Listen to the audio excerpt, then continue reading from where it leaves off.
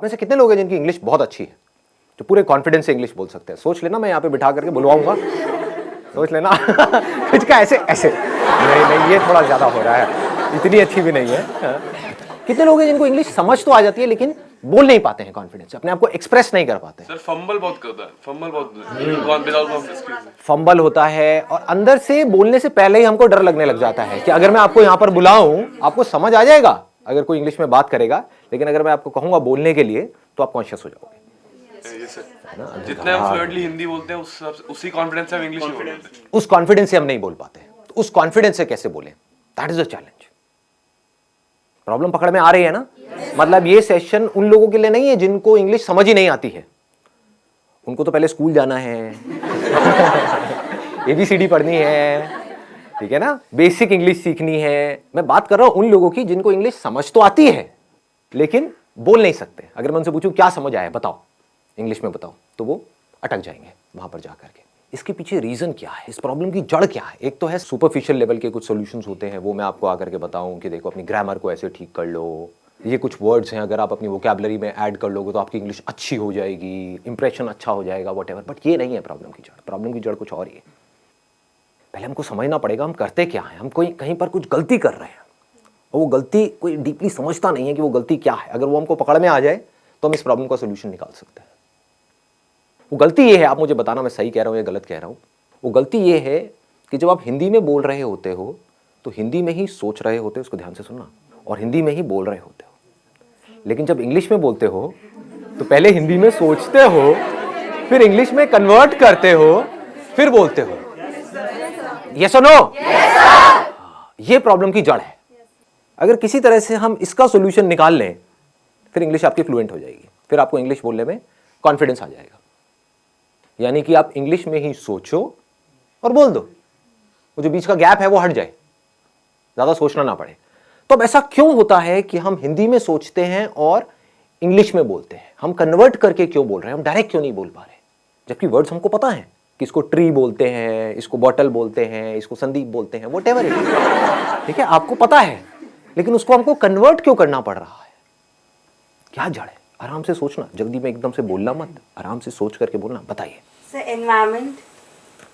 Environment हमारा ऐसा है, हमारी अपब्रिंगिंग ऐसी है कि बचपन से जो हमारी हैबिट है, habit is the right word, कि हमारी हैबिट पड़ी हुई है हिंदी में सोचने की और हिंदी में बोलने की। तो ये सारा आदतों का खेल है। अगर डीपली हम समझ पाए कि हिंदी हमने कैसे सीखी और उन फंडों को अगर हम यहां पर अप्लाई कर पाए तो काम हो जाएगा, मतलब बड़ी आसानी से हो जाएगा। एक है लंबा प्रोसेस कि आप किसी इंस्टीट्यूट में जाओ, वहाँ पर जा करके स्टेप बाय स्टेप सीखो, एक एक करके आपको बताएंगे वर्ब क्या होती है, एडजेक्टिव क्या होता है, नाउन क्या होता है, ये क्या, उसी में आदमी पागल हो जाएगा। एक तो पहले ही वर्ड्स को कन्वर्ट करना पड़ रहा है, साथ में ये भी देखना पड़ रहा है ये नाउन है, एडजेक्टिव है, वर्ब है, मैं सही बोल रहा हूँ गलत बोल रहा हूँ, हो गया ना?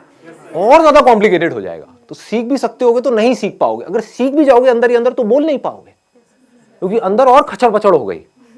मतलब बेसिकली जैसे पानी है ना, वो बहता है कि मतलब कोई रुकावट ना आए, ऐसे वो बहनी चाहिए, उसको फ्लुएंसी बोलते हैं। तो मैं आप लोगों से पूछता हूँ कि हिंदी हमने कैसे सीखी? अगर हमको ये समझ आएगा तो हम इंग्लिश को भी सीख सकते हैं और बड़ी जल्दी सीख सकते हैं। क्या आपने पढ़ करके सीखी? मतलब जो स्कूल में हिंदी सिखाई तब आपको हिंदी समझ में आई, या उससे पहले ही आप हिंदी सीख चुके थे? हाँ, जब हिंदी में वो चैप्टर शुरू हुए थे स्कूल में, उससे पहले ही आप कई गालियां सीख चुके थे, बहुत कुछ सीख चुके थे, है ना? हाँ, आप आराम से बात कर पाते थे, अपने आप को एक्सप्रेस कर पाते थे, किसी से कुछ मांगना है मांग लेते थे, व्हाटएवर। तो कैसे सीखी हमने हिंदी? इंटरैक्शन करके। लेकिन इंटरैक्शन, हमें तो हिंदी आती ही नहीं, हम इंटरैक्ट कैसे करें? इंटरैक्शन तो तब होता है जब दोनों लोग दोनों तरफ से इंटरैक्ट करें। तो पहले स्टेप में क्या हुआ था? ऑब्जर्वेशन। एब्सोल्युटली। मतलब हम लोगों को ऑब्जर्व करते रहते थे और कॉपी करते थे, इमिटेट।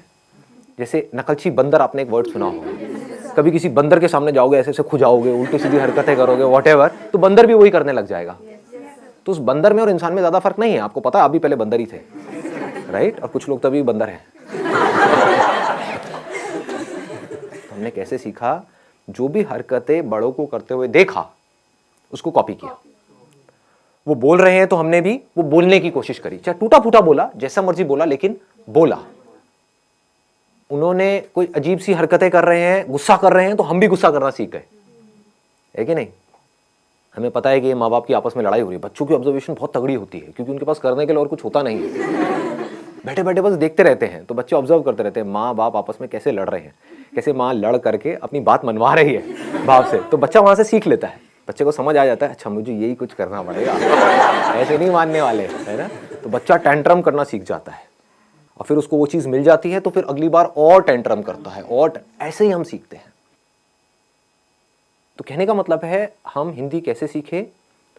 देखते रहे, समझ नहीं आ रहा था क्योंकि जब हिंदी आती ही नहीं तो समझ कैसे आएगी, बट धीरे धीरे हम ऑब्जर्व करते रहे, समझते रहे कि जब ये इस तरह के वर्ड्स मुंह से निकलते हैं किसी के, तो उसके बाद में एक्शन क्या होता है, उसके साथ में क्या जुड़ा हुआ है। टॉय, तो इमीडिएटली हमको समझ आया इसको टॉय बोलते हैं, है ना? तो वहां पर बहुत सारी कंफ्यूजन भी होती है बच्चों के अंदर, क्योंकि वो कई बार गाड़ी को भी टॉय बोल देते हैं। क्यों? क्योंकि अभी क्लियर नहीं हुआ है कि टॉय क्या है। लेकिन फिर क्या हुआ, धीरे धीरे उन्होंने बोलना शुरू किया, गलतियां करी, करते एफर्टलेसली कम्युनिकेशन होने लग गया, इंटरेक्शन होने लग गया। उस इंटरेक्शन से क्या हुआ कि अब वो जो सोच रहे थे वही वो बोल रहे थे, वहां पर कोई कॉन्फ्लिक्ट नहीं था। बच्चों की यही खास बात है, बच्चों के अंदर कोई फिल्टर नहीं है, दिस इज द ब्यूटी, इसीलिए बच्चे बड़ी जल्दी सीखते हैं। तो पहला स्टेप हमको पकड़ में आ गया, ऑब्जर्वेशन। दूसरा है प्रैक्टिस। अब यहां पर एक बहुत बड़ी प्रॉब्लम है, वो आप बताओ मुझे क्या है? प्रैक्टिस करने में, प्रैक्टिस करे कहां और किसके साथ? किसके साथ करें? आप समझ गए ना? हमको पता है ये सारी बातें, लेकिन हम एक पॉइंट पे जाकर के अटक जाते हैं, उसके आगे नहीं बढ़ पाते। अब मैं उसके और एक लेवल डीप में जाने वाला हूं। प्रैक्टिस कहां करें, किसके साथ करें, कैसे करें? दोस्तों से करोगे तो वो माँ बहन की गालियां निकालने लग जाएंगे, है कि नहीं? घर में आप किसी से बात करोगे, अपनी मदर से करोगे, तो आपकी इंग्लिश जो बची खुची है वो भी खराब हो जाएगी। बड़े अंग्रेज आए। हाँ, बड़े अंग्रेज आ गए हैं जी। क्या हो गया? हिंदी हमारी मातृभाषा है, इंग्लिश सीखना जरूरी थोड़ी ही ना है। उनको बोलो ठीक है इंग्लिश सीखना जरूरी नहीं है, लेकिन ये जॉब है, वहां पर इंटरव्यू होने वाला है, वो इंग्लिश में होने वाला है। बोलना अपने घर वालों को, अगर कोई बोलता है ना ऐसी कोई तकियानुसी बातें करते हैं कि हमारी हिंदी मातृभाषा है और इंग्लिश सीखना जरूरी नहीं है, तो उनको बोलो ठीक है फिर तो इंटरव्यू भी देना जरूरी नहीं है, नौकरी भी करना जरूरी नहीं है। हाँ, बेचो अपना घर, एफडी कराओ, मजे से रहेंगे। खाना ही तो खाना है, उसके लिए नौकरी क्या करनी है? आपका घर है तो सही, बेच देंगे, एफडी करा देंगे, किराए पे रहेंगे। ठीक है जी, पकड़ में आ रही है बात? प्रैक्टिस कैसे करोगे जी? मैक्सिमम जितना एक डे में बोल सके, नॉर्मल भी कन्वर्सेशन कर। किससे बोलोगे? सब्जी वाले से बुला दो तो वो गड़बड़ हो जाएगी। टेक दिस तेरी लगाऊं कान के नीचे, तो गाली निकालती है मेरे को। The moment we speak in English to our friends, they say क्यों फॉर्मेलिटी क्यों कर रहे हो भाई? राइट, फॉर्मल क्यों हो रहे हो? फॉर्मेलिटी क्यों कर रहे हो और क्या जरूरत है? मुझे तो इंग्लिश आती है, आती किसी को भी नहीं है। समझ गए ना? समझ आती है, बोलने में कोई भी, सारे पैदल हैं। और कई बार वो हंसते भी हैं। जब कई बार क्या, हमेशा ही हंसते हैं। अपने गर्लफ्रेंड बॉयफ्रेंड से बोलोगे वो मजा ही नहीं आएगा, वो फीलिंग ही नहीं आएगी ना। हिंदी वर्ड्स में जो फीलिंग है, इश्क, ये वर्ड इंग्लिश में कहाँ मिलेगा? लव में वो मजा थोड़ी है। हाँ, प्यार, मोहब्बत, सारी फिल्में ऐसी देख देख करके हम बड़े हुए हैं। दिलवाले दुल्हनिया ले जाएंगे, You'll be my bride, you know? इसमें मजा नहीं आएगा, तू मेरी दुल्हन बनेगी। क्या प्रेम रोग? ये पिक्चर देख देख के आप बड़े हुए हो। ओ भाई साहब, सारे प्रेमी बैठे हैं यहाँ पर, हैं बड़े बड़े हैं। बढ़िया है जी। बताओ जी, ऑप्शन बताओ। It's a good idea. आप लिख सकते हो, मतलब डेली बेसिस पे अपनी एक डायरी लिख सकते हो कि क्या हुआ आज मेरे साथ में पूरे दिन में। उसमें मज़ा भी आएगा, और उस डायरी को जब आप एक साल बाद पढ़ोगे तो अपने ऊपर बड़ी हंसी भी आएगी, क्योंकि उस टाइम पे जब आप लिखना शुरू करोगे तो इंग्लिश बड़ी कमाल की होगी। ये मैं स्कूल में लिखता था, अब मैं बता नहीं सकता उसमें मैं क्या क्या लिखता था, बट अब मैं देखता हूँ तो बहुत हंसी आती है। मतलब कमाल की इंग्लिश होती थी, पता नहीं क्या क्या मैं बनाता था, क्या क्रिएटिविटी, सारी क्रिएटिविटी उसमें चली जाती थी, है ना। तो this is a good idea कि आप लिख सकते हो, अपने जो थॉट्स हैं सुबह से रात तक जो भी कुछ किया है, क्योंकि लिखने के चक्कर में क्या होगा, आपको पहले सोचना पड़ेगा। सोच करके ही तो लिखोगे, बिना सोचे कैसे लिखोगे? तो this is a good idea. और बताओ, व्हाट एल्स? सर हम उनसे बात कर लेते हैं जिनको हिंदी आती नहीं। जिनको हिंदी आती ही नहीं है, कैसे करोगे बात? फेस टू फेस, जैसे चाइनीज हो गए या फिर जो भी जिनको हिंदी आती नहीं है, अफ्रीकन हो गए सर। और ऐसे लोग contact What's your name? Tell me. Chinese से मत करना भाई साहब, नहीं नहीं। ऐसा कोई तरीका जो फिल्टर ना हो, जैसे अभी डायरी का ऑप्शन दिया, उसमें हम प्रैक्टिस कर रहे हैं, लिख रहे हैं, अपनी डे टू डे लाइफ के बारे में लिख रहे हैं, लेकिन सोच सोच के लिख रहे हैं, वो फिल्टर आ रहा है, वो फिल्टर को कैसे रिमूव करना है, ये कोई तरीका? सोचना फिल्टर नहीं है, क्योंकि अगर अभी आप हिंदी भी बोलोगे तो सोच करके ही बोलोगे, वो बस इतनी जल्दी हो जाता है, हमको एकदम से पता नहीं लगता है। जैसे आप एक मूवी देखते हो तो 1 सेकंड में 25 फ्रेम निकल गए हैं, और हर फ्रेम में मिलियंस ऑफ पिक्सल्स हैं, इतना डेटा एकदम से निकल गया है। हमें लग रहा है 1 सेकंड वीडियो का निकला है, एक सेकंड नहीं निकला है, वो 25 फ्रेम्स हैं, तेज निकल गए तो हमें लग रहा है स्टिल नहीं है, वीडियो है। ऐसे ही जब आप हिंदी बोलते हो तो ये मत समझो बिना सोचे बोल रहे हो, लेकिन हो क्या रहा है, आपने सोचा और बोला। सोचना प्रॉब्लम नहीं है, क्योंकि बिना सोचे तो आप बोल भी नहीं सकते। हाँ, मैं आपसे पूछता हूं वेदर कैसा है, आप यही बोलोगे वेदर अच्छा है, ना ज्यादा ठंड है ना ज्यादा गर्मी है। ये वर्ड्स कहां से आए? जो आपने एक्सपीरियंस किया, जो फील किया, उसके साथ में कुछ वर्ड जुड़े हुए हैं। वो सारे जो वर्ड जुड़े हुए हैं वो सब हिंदी में जुड़े हुए हैं। तो उस फीलिंग को, उस एक्सपीरियंस को आप फ्लुएंटली एक्सप्रेस कर पा रहे हो, क्योंकि उसके साथ में वो वर्ड्स पड़े हुए हैं। इंग्लिश के भी पड़े हुए हैं, इसको ध्यान से समझना जो चीज मैं बोल रहा हूं।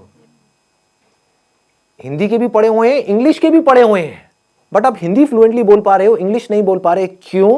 क्योंकि आप सोचते, अब इसको ध्यान से समझना, क्योंकि आप सोचते ही हिंदी में हो, और आप हिंदी से इंग्लिश में कन्वर्ट करके फिर बोल रहे हो।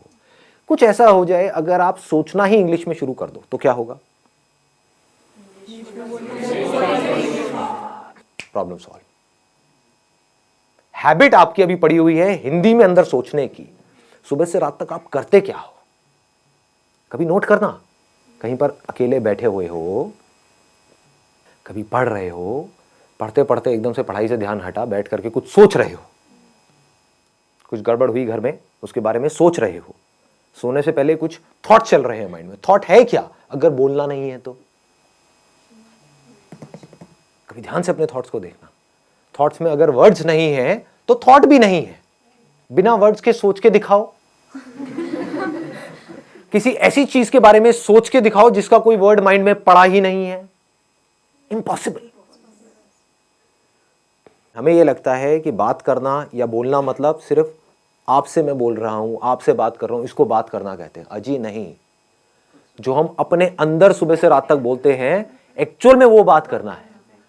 अगर अपने अंदर ही अंदर आप इंग्लिश में बोलते रहो, ये आपके हाथ में पूरा कंट्रोल है, या और कुछ नहीं तो शुरू में इंग्लिश और हिंदी को मिक्स कर दो अपने माइंड के अंदर, तो धीरे धीरे आप देखोगे, नहीं भी चाहोगे तो मुंह से वो ही निकल रहा होगा जैसे थॉट चल रहे होंगे। It is called habit. कितना सिंपल है, मतलब समझ गए ना कि अकेले में आप कहीं पर बैठे हो तो बैठ करके सोच रहे हो कि मुझे ये करना है। Think in English. अगर आप अंदर सोचने की प्रैक्टिस नहीं करते और सीधा बोलने की प्रैक्टिस करते हो तो नहीं बोल पाओगे, अटक जाओगे, बार बार गलतियां करोगे, और जितनी गलतियां करोगे उतना ही आपका मजाक उड़ेगा, उतना ही आप कहोगे छोड़ो मेरे को नहीं बोलना। तो इंग्लिश में सोचना है, इंग्लिश के वर्ड्स में सोचना है। ये पूरा कंट्रोल आपके हाथ में है। चाहो तो कर सकते हो, कोई आपको रोक नहीं सकता है, आपको कोई और चाहिए भी नहीं है, अपने अंदर ही अंदर। एंड मोस्ट इंपॉर्टेंट, यहां पे एक सेकेंड ना, and most important, use simple words. यहां पर हम जाकर के फंस जाते हैं। कुछ ज्यादा कॉम्प्लिकेटेड वर्ड्स बनाने की जरूरत नहीं है अपने माइंड में जब आप सोच रहे हो। बड़े आराम से सिंपल वर्ड्स, क्योंकि उसमें क्या होगा, फ्लुएंटली आपकी आदत पड़ जाएगी इस तरह से सोचने की। तो अब एक छोटा सा काम करते हैं, यहां से बजाय कल के ऊपर डालने के, आज से और अभी से इसकी प्रैक्टिस करते हैं। आपको जो भी बोलना है या मैं जो भी बोलूँगा इंग्लिश में बोलेंगे। एटलीस्ट कुछ तो प्रैक्टिस होगी ना से तो हाँ है, वैसे आधा घंटे में कुछ होने वाला नहीं है लेकिन at least something is better than nothing.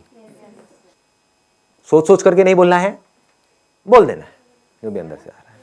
Sir, what we can do at our home is that we can ask our mother or father that you can give us any topic, any XYZ topic such as dog, water, anything, and we just have to speak for a minute on that topic. Extempore basically. So once a week, even if we do it. And we don't need to use these kind of words like extempore or whatever it is. So now what is going on is, like say we can have a practical demo as in what we need to do and what we don't need to do. And even if you commit some mistakes, it does not make any difference. My English is also not that good, but how does it matter? If there are people who are making fun of you, they are just giving a boost to their own ego. Yes. If you go and speak in English with a foreigner, they will never make fun of you. Because for them, it's not that important whether what you are saying is right or wrong. What is important is whether they are able to understand, like say, whatever you are trying to express. So sometimes it happens that like our generation is fond of online shoppings, or maybe like if there is a problem in the phone or something like that. So what we can do is instead is that we can call the customer care. There is an option that one is in English, the other is in Hindi. It's a great idea. They'll not judge you according to your voice, and you'll be able to get it that whether they are understanding your English or not. Yeah. And I know that there are some people who talk to these, who call up at these call centers and talk about all the shit stuff. Just for time pass. So now at least you are learning something. I think it's a great idea. Yeah. You can talk to them. Nobody will judge you. You can create an imaginary problem, right? Related to that product or service, right? Create an imaginary problem in your mind. Oh, I'm going through all this pain and suffering and whatever, and then feel it, and then call up. I'm so depressed because of this product. Ma'am, please do something. Nah. You'll get to know that whether they are like able to understand what you're trying to. They will understand. They have to understand because it's their job. The job of your friends is to make fun of you, point out your mistakes. This is where you are wrong, whatever. So it's all about right and wrong. But their job is not to tell you that your English is right or wrong. Their job is to understand whatever you are saying and then give you a solution. There are some things in life where you can't afford to be mechanical. You need to put some conscious effort in it. You need to think, okay, what is it that I need to do? There is a problem. I need to figure out a solution. So here you need to consciously think about that particular problem and need to come out with a solution. So when you are busy, just try to understand the depth of this. When you are busy with finding the solution to a problem, you're so busy and so occupied that you're not concerned about being right or wrong. When we are busy in something, then we are not thinking too much about it. For example, you must have noticed if you're speaking with a foreigner, some of your relatives or whatever, like say they are from UK or US and they've come to India at your home and you're talking to them in English. Do you see what I'm saying? Now you are so busy in talking to them, you're not thinking about being right or wrong. So if you're trying to find out the solution of the problem which is right now there on the top priority, you would see the whole of the energy is going in finding out the solution. So this English will start coming out effortlessly. These thoughts, these words in English will start coming out effortlessly because this is what you desperately want and need. This is the power of our mind. I'm going in a different dimension. Like say, if your mind has to do something, if you are in a situation, for example, if there is a mother and a child, and the mother says, no, I don't have that much of energy in my body or whatever it is, right? But the moment her child is in danger, she will have so much of energy that she will be able to fight with 10 people, all by herself. How was this energy released? Whenever there is a problem which is huge, then the mind releases energy to find out a solution. And mind has the power to do anything and everything. Interesting, no? Try to find out the solutions of the biggest problems in your life in English. That will take care of this problem of learning English. So, you will not have to put in effort to learn English.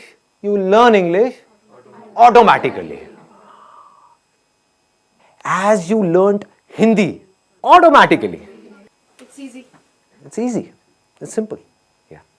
The major thing that discourages us to speak is like being judged by people.